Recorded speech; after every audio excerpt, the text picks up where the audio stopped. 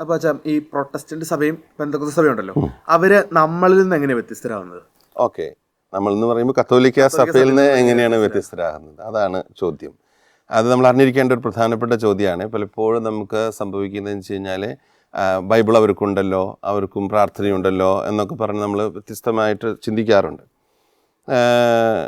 ഈ മധ്യയുഗം എന്ന് പറയുമ്പോൾ, നമുക്ക് സഭാചരിത്രത്തിൽ മധ്യയുഗത്തിൽ ഒരുപാട് പ്രശ്നങ്ങളിലൂടെ സഭ കടന്നു പോയിരുന്ന ഒരു കാലഘട്ടമാണ്. ഇരുണ്ട യുഗം എന്നൊക്കെ ചിലപ്പോൾ പറയാറുണ്ട്. പലതരത്തിലുള്ള പ്രശ്നങ്ങളായിരുന്നു. അതിൽ ഒരു പ്രശ്നം സഭയിലുണ്ടായിരുന്ന ചില അഴിമതികളും വ്യത്യസ്തമായിട്ടുള്ള പ്രശ്നങ്ങളൊക്കെ തന്നെയാണ്, യാഥാർത്ഥ്യം അത് തന്നെയാണ്. അപ്പം അതിനെതിരെ വളരെ തീക്ഷ്ണമായിട്ട് പ്രതികരിച്ച ഒരു കത്തോലിക്കനാണ് മാർട്ടിൻ ലൂത്തർ എന്ന് പറയുന്ന അഗസ്റ്റീനിയൻ സന്യാസ സഭയിൽ അംഗമായിരുന്ന ഒരു ജർമ്മൻകാരൻ. അദ്ദേഹമാണ് മാർട്ടിൻ ലൂത്തർ. അദ്ദേഹം അച്ഛൻ വൈദികനായിരുന്നു, ഒരു സന്യാസ വൈദികനായിരുന്നു, അഗസ്റ്റീനിയൻ സഭയിൽപ്പെട്ട സന്യാസ വൈദികനായിരുന്നു. റോമിൽ പോയി ഡോക്ടറേറ്റ് ബൈബിളിൽ എടുത്ത അല്ലെങ്കിൽ പഠിച്ച ഒരു വളരെ പ്രഗത്ഭനായ ഒരു വൈദികനായിരുന്നു. വളരെ ചില്ലറക്കാരനൊന്നുമല്ല ഈ മാർട്ടിൻ ലൂത്തർ എന്ന് പറയുന്ന വൈദികൻ. അദ്ദേഹം ഇതിനോട് വളരെ ശക്തമായിട്ട് പ്രതികരിച്ചു. എന്നിട്ട് അദ്ദേഹം 1517 ഈ കത്തോലിക്ക സഭയിലെ അദ്ദേഹത്തിന് അന്ന് തോന്നിയ ചില തെറ്റുകൾ എല്ലാം കുറിച്ച് വെച്ച് 95 ആരോപണങ്ങൾ എഴുതി പൊതിച്ചു. ദേവാലയത്തിന് മുന്നിൽ ആനവാതിലിൽ ഇങ്ങനെ പതിച്ചു. എന്നിട്ട് പറഞ്ഞു, ഇതൊക്കെ തെറ്റാണ് എന്നൊക്കെ പറഞ്ഞുകൊണ്ടുള്ളൊരു ഒരു ക്രിറ്റിസിസം പരസ്യമായിട്ട് നടത്തി. അപ്പം അതിൻ്റെ കുറച്ച് റിയാക്ഷൻസ് കത്തോലിക്ക സഭ, അന്ന് രാജകീയമായിട്ടുള്ള കത്തോലിക്ക സഭയാണ്.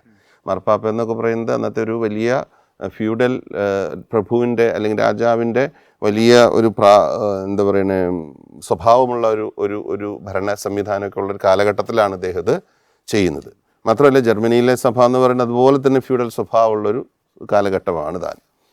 അപ്പോൾ ഇദ്ദേഹം ഇത് പതിച്ചു, പരസ്യമായിട്ട് പ്രഖ്യാപിച്ചു. ഇങ്ങനെ ഇതിനോട് സമാനമായിട്ടുള്ള മൂവ്മെൻറ്റ്സ് അല്ലെങ്കിൽ മുന്നേറ്റങ്ങൾ ഫ്രാൻസിലും സ്വിറ്റ്സർലൻഡിലും ഒക്കെ ഉണ്ടായിരുന്നു. സ്വിംഗുലി, ബുച്ചേറോ എന്നൊക്കെ പറയുന്ന, കാൽവിൻ എന്നൊക്കെ പറയുന്ന ആളുകൾ വ്യത്യസ്ത സ്ഥലങ്ങളിൽ വ്യത്യസ്ത രീതിയിൽ ആ കാലഘട്ടത്തിലെ കത്തോലിക്ക സഭയുടെ ആശയങ്ങളോടും രീതികളോടും എതിർപ്പ് പ്രകടിപ്പിച്ചിരുന്ന ഒരു ഗ്രൂപ്പുണ്ട്. അപ്പോൾ ഇവരെല്ലാവരും ചേർന്ന് പ്രൊട്ടസ്റ്റ് ചെയ്യുന്നവർ, എതിർക്കുന്നവർ എന്നുള്ള അർത്ഥത്തിലാണ് പ്രൊട്ടസ്റ്റൻ്റ് എന്നുള്ള ഒരു പദം അവിടെ രൂപപ്പെട്ടു വരുന്നത്. അല്ലാതെ അവരെ തന്നെ വിളിച്ച പേരല്ല അത്. അവരെ തന്നെ വിളിച്ച പേര് എവഞ്ചേലിക്കൽ ചർച്ചസ് എന്നാണ്, സുവിശേഷവൽക്കരിക്കുന്ന സഭ എന്നാണ് അവർ വിളിച്ചത്. പക്ഷേ അവരെ കത്തോലിക്കൽ വിളിച്ച പേരാണ് എന്തെന്ന്, പ്രൊട്ടസ്റ്റൻസ്, അവർ നമ്മളെ എതിർക്കുന്നവരാണ് എന്നുള്ള അർത്ഥത്തിൽ വിളിച്ചത്. ഇനി ഈ സഭയിൽ അടിസ്ഥാനപരമായിട്ടുള്ള വ്യത്യാസം എന്താണെന്ന് ചോദിച്ചാൽ, അടിസ്ഥാനപരമായ വ്യത്യാസം കത്തോലിക്ക ഓർത്തഡോക്സ് സഭകളിൽ 2 സ്ട്രീമിലൂടെയാണ്, 2 സ്രോതസ്സിലൂടെയാണ് സഭ മുന്നോട്ട് പോകുന്നത്. ഒന്ന്, എഴുതപ്പെട്ടതും മാറ്റം വരുത്താൻ പാടില്ലാത്തതുമായ ദൈവത്തിൻ്റെ വചനം, ബൈബിൾ, പഴയ നിയമവും പുതിയ നിയമവും ഉൾക്കൊള്ളുന്ന ദൈവവചനം. അതിന് ഇനി പുതിയതൊന്നും എഴുതി ചേർക്കാനും പറ്റില്ല, ഉള്ളതിനെ മാറ്റാനും പറ്റില്ല. അതിൻ്റെ പേരാണ് റിട്ടൺ ട്രഡീഷൻ എന്ന് പറയുന്നത്. റിട്ടൺ ട്രഡീഷൻ അത് ഡെഫിനിറ്റീവാണ്, ഡെഫിനിറ്റീവ് റെവലേഷൻ തന്നെ പറയുന്നത്. അതായത് ഈശോ പൂർണ്ണമായിട്ടും തൻ്റെ വെളിപാടുകൾ അതിൽ നമ്മൾ രേഖപ്പെടുത്തി വെച്ചിട്ടുണ്ട്. അത് മനുഷ്യൻ്റെ ഭാഷയിലാണ്, മനുഷ്യരാണ് എഴുതിയതെങ്കിലും ദൈവം നൽകിയ വെളിപാടുകളാണ്, അല്ലെങ്കിൽ ഇൻസ്പിറേഷനാണ്.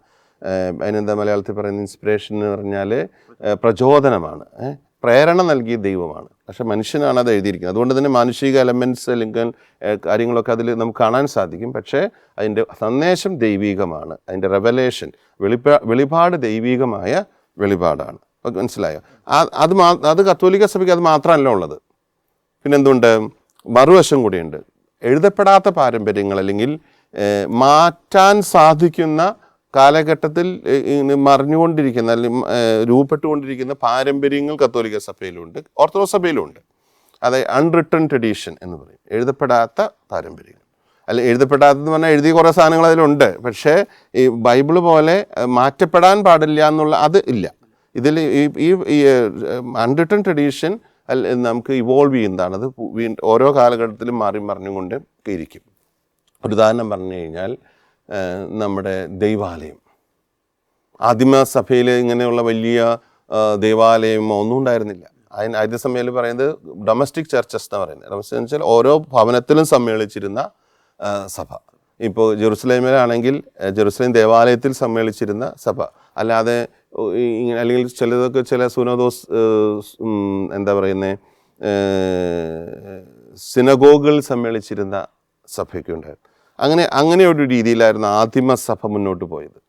എന്നാൽ പിന്നീട് ഈ ആദിമസഭയുടെ ആ ശൈലിയിൽ നിന്ന് 313 സ്വാതന്ത്ര്യം കിട്ടിയെന്ന് പറഞ്ഞല്ലോ സഭയ്ക്ക്. കോൺസ്റ്റന്റൈൻ രാജാവാണ് ഈ സ്വാതന്ത്ര്യം കൊടുക്കുന്നത്, ചക്രവർത്തിയാണ് സ്വാതന്ത്ര്യം സഭയ്ക്ക് കൊടുക്കുന്നത്. അപ്പോൾ ആ കാലഘട്ടത്തിൽ എന്ത് സംഭവിച്ചു? ആ കാലഘട്ടം മുതൽ സഭ രാജകീയമാകാൻ തുടങ്ങി. സഭയിലെ ഒത്തിരിയേറെ എലമെൻറ്റ്സ് കടന്നു വരാനൊക്കെ. അപ്പോൾ അതെല്ലാം സഭ സ്വീകരിക്കുന്നുണ്ട്, സ്വന്തമാക്കുന്നുണ്ട്. ആ സ്വന്തമാക്കുന്നതിന് ഒരു ദൈവവചന അടിസ്ഥാനവുമുണ്ട്. പരിശുദ്ധാത്മാവ് നിങ്ങളെ പുതിയ കാര്യങ്ങൾ പഠിപ്പിക്കും, മുന്നോട്ട് എങ്ങനെയാണ് പോകേണ്ടതെന്ന് പരിശുദ്ധാത്മാവ് പറഞ്ഞു തരും എന്നുള്ളത് ഈശോയുടെ വാഗ്ദാനമാണ്.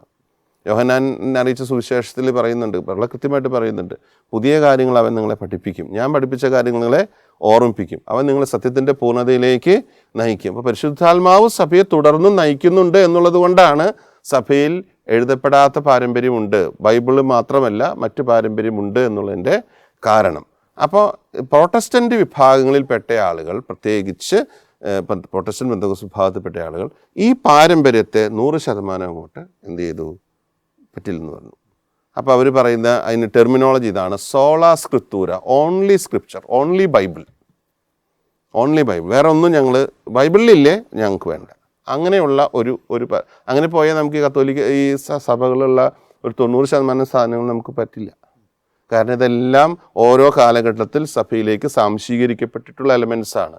ഇപ്പോൾ വൈദിക വസ്ത്രം ഒരു ഉദാഹരണത്തിന്, അല്ലെങ്കിൽ പെരുന്നാളുകൾ, പ്രദക്ഷിണങ്ങൾ, ഉപയോഗിക്കുന്ന അലങ്കാരങ്ങൾ, വിളക്കുകൾ, വെഞ്ചിരിപ്പുകൾ, അമ്പു കൊണ്ടു നടക്കുന്നത്, അല്ലെങ്കിൽ രൂപങ്ങൾ എഴുന്നള്ളിക്കുക, ഇതൊക്കെ സഭയിലേക്ക് പിന്നീട് വിവിധ കാലഘട്ടത്തിൽ സ്വീകരിക്കപ്പെട്ടിട്ടുള്ള എലമെൻസാണ്. അല്ലാതെ ഈ ബൈബിളിൽ കണ്ടു അതുകൊണ്ട് ചെയ്യുന്ന അങ്ങനത്തെ കാര്യങ്ങളല്ല. അപ്പം അതുകൊണ്ട് പ്രൊട്ടസ്റ്റൻ്റ് സഭകൾ ഇതിനെല്ലാം നിഷേധിക്കുന്നു. പെന്തക്കോസ്ത് സഭകളും അതിന് പിന്നെ സഭകൾക്ക് വ്യത്യസ്തമായൊരു ചരിത്രമുണ്ട്.